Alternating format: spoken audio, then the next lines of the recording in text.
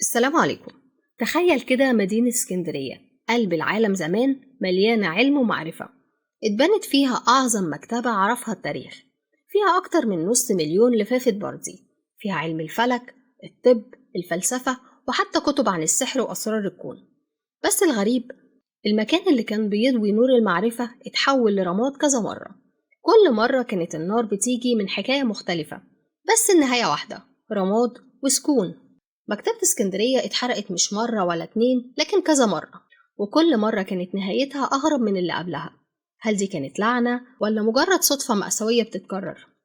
النهاردة هنفتح صفحات التاريخ ونسمع صرخة الكتب اللي اتحرقت، ونعرف ايه اللي حصل فعلا لمكتبة اسكندرية.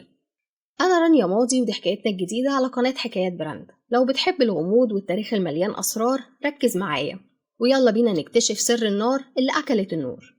وقبل ما أبدأ ما تنساش اللايك وتشترك في القناة وتفعل الجرس عشان يوصلك كل جديد. ويلا بينا نبدأ الحكاية.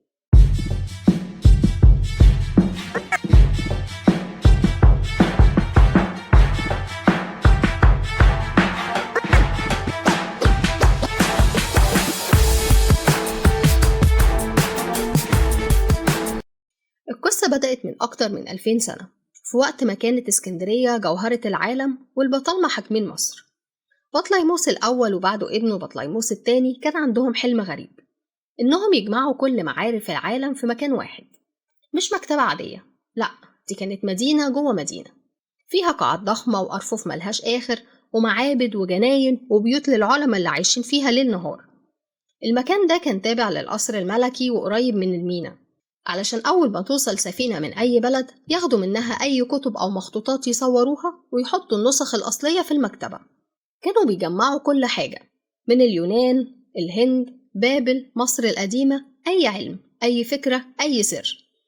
واشتغل فيها علماء كبار زي أقليدس وأرشميدس، ناس غيرت شكل العلم ورسمت أول خرايط للأرض وكتبت نظريات لسه العالم بيستخدمها لحد النهاردة. تخيل بقى المكان ده كان عامل إزاي؟ مدينة صغيرة كلها ناس بتفكر، بتكتب، وبتتبادل أفكار ممكن تغير العالم كله. لكن زي أي نور بيزيد قوي بيشد ليه النار، وكل ده كان قبل ما الحريق يلمس الأوراق ويكتب أول فصل من المأساة.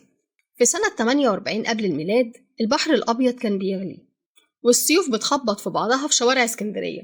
يوليوس قيصر القائد الروماني كان في حرب وسط المدينة، وأساطيله اتحصرت في المينا، فقرر يحرق السفن اللي حواليه عشان يمنع العدو من استخدامها ضده. بس النار زي العادة ما تعرفش حدود. الرياح كانت شديدة وشالت الشرارة من السفن لبيوت المدينة، ومن هناك للنقطة اللي ما كانش المفروض توصل لها أبدا، مكتبة اسكندرية. تخيل المشهد، لفايف بردي عمرها سنين بتولع واحدة ورا التانية، الدخان طالع للسما، والناس بتجري، والكتب اللي كانت بتعلم العالم بتتحول رماد في لحظات.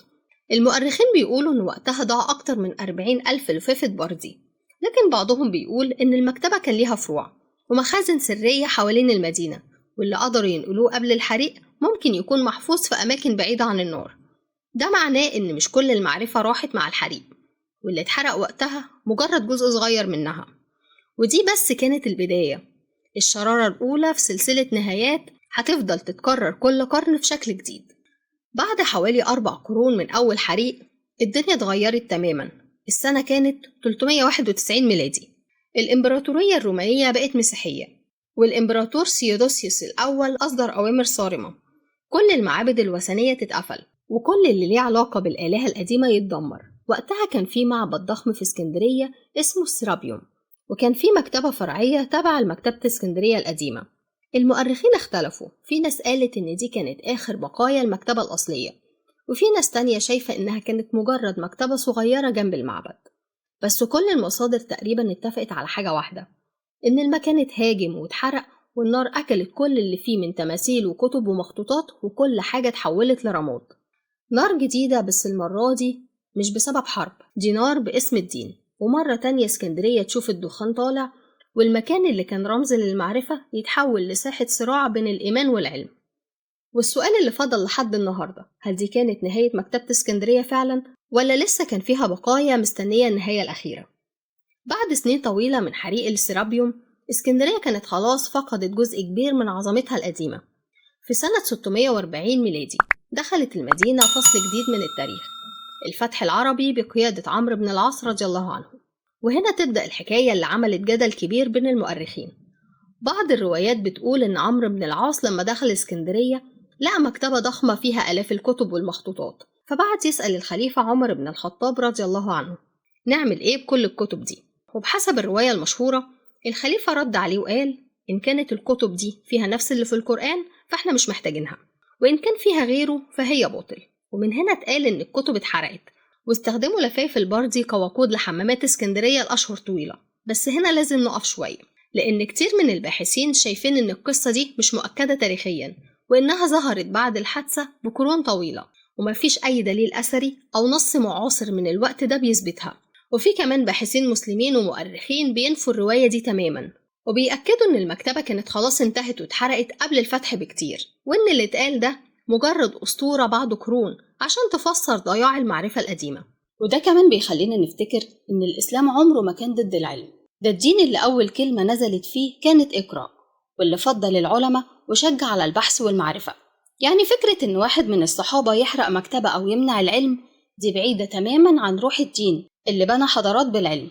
وفي القرآن والسنة أدلة كتير بتورينا إن العلم كنز لازم نحميه ونورثه للأجيال الجاية. يعني ممكن جدا تكون القصة دي جزء من الأساطير اللي اتنسجت حوالين مصير المكتبة، يعني حكاية اتقالت بعدين علشان تكمل مأساة المكتبة، مش حدث حقيقي فعلا. لكن الفكرة لوحدها مرعبة، إن أقدم كنز للمعرفة ممكن يختفي سواء بقرار أو بخطأ أو حتى بإشاعة، وبكده تكون النار التالتة هي آخر فصل معروف من مأساة مكتبة اسكندرية. لكن الغموض لسه مخلصش، لأن السؤال اللي لسه بيطارد المؤرخين لحد النهاردة هو هل فعلا المكتبة اتحرقت بالكامل، ولا لسه في مكان في العالم في بقايا من المعرفة اللي ضاعت؟ بعد كل الحرايق اللي سمعنا عنها فضل سؤال واحد بيطارد الكل، هو فين راحت كل الكتب دي؟ ازاي أكتر من نص مليون لفافة بردي يختفوا كده من غير ما يسيبوا حتى رماد كافي يشرح اللي حصل؟ من هنا بدأت الأساطير والنظريات. في ناس قالت إن جزء من الكتب دي اتنقل في السر لمدن تانية قبل ما النار تلمسها زي أنطاكيا أو القسطنطينية، وفي كمان اللي قال إنها وصلت روما أو فارس.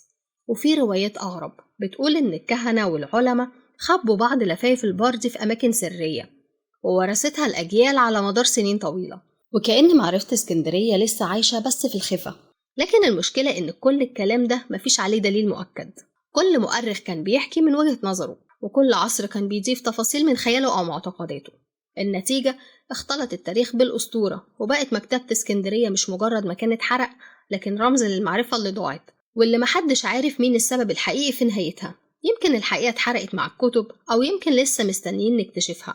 بس الأكيد إن اللي حصل للمكتبة فضل درس للبشرية كلها. المعرفة اللي ما نحميهاش النار كفيلة تمسحها من الوجود. بعد كل القرون دي لسه مكتبة اسكندرية مش بس حكاية في كتب التاريخ، لكن رمز للمعرفة اللي راحت وللأسئلة اللي عمرها ما لقت إجابة.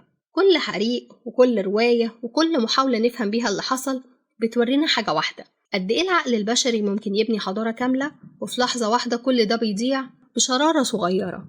المكتبة كانت حلم البشرية في وقتها، مكان اتجمع فيه علم وفكر وثقافة العالم كله، ولما راحت ضاع معاها جزء من الذاكرة الإنسانية نفسها. بس الغريب إن اللي اتحرق ما اختفاش تماما، فكرة المعرفة نفسها فضلت عايشة. كل كتاب بنكتبه، كل بحث، كل تجربة جديدة هي محاولة صغيرة نرجع بيها النور اللي أكلته النار زمان.